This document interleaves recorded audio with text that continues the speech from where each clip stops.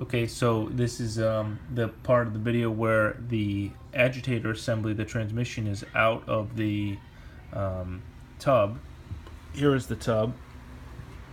This took what seemed like forever to get that bearing out of there. The bearing now is over here along with the nut.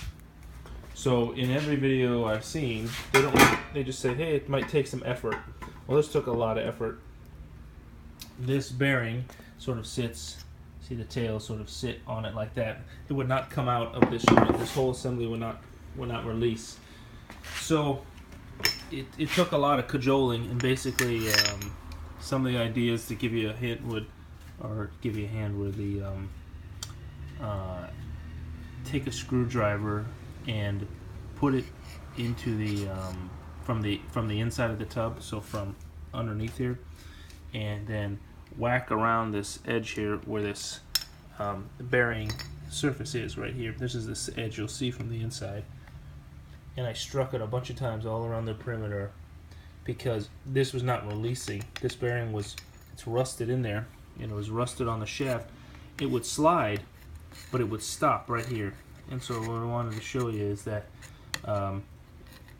this is why you don't want to run your washer too much longer after you start hearing that noise, because what I found out the issue was, you can see right here, there's all sorts of scoring, and it's hard to see the topography of it, but it's heavily scored enough where you can feel that with your thumb or your finger.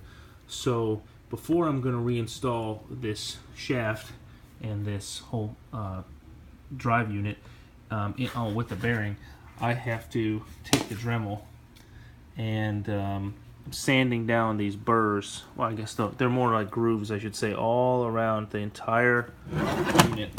I've already done this side, and with my finger I can feel, a lot less sloppiness in the cylinder or in the shaft. And then I'm going to just take some emery cloth and go around it, around the perimeter as well. So and before I install it, I'll take some 3-in-1 and put it on there for another ease of use. But last thing I want is for the new bearing, which looks just like this but not rusted and corroded and pitted, is to have another issue where this makes noise. So this took me like 3 hours to get to this point, because you have to take apart the entire washer.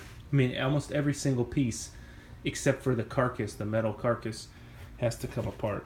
So before I put it back in, if you have this issue and it's not coming out, check this shaft, make sure it's not too destroyed, and then I'm going to lube it up before I put it in, as well as lube up the inside of this bearing surface before it goes back into the tub. So could not find anything on YouTube where it described this as an issue.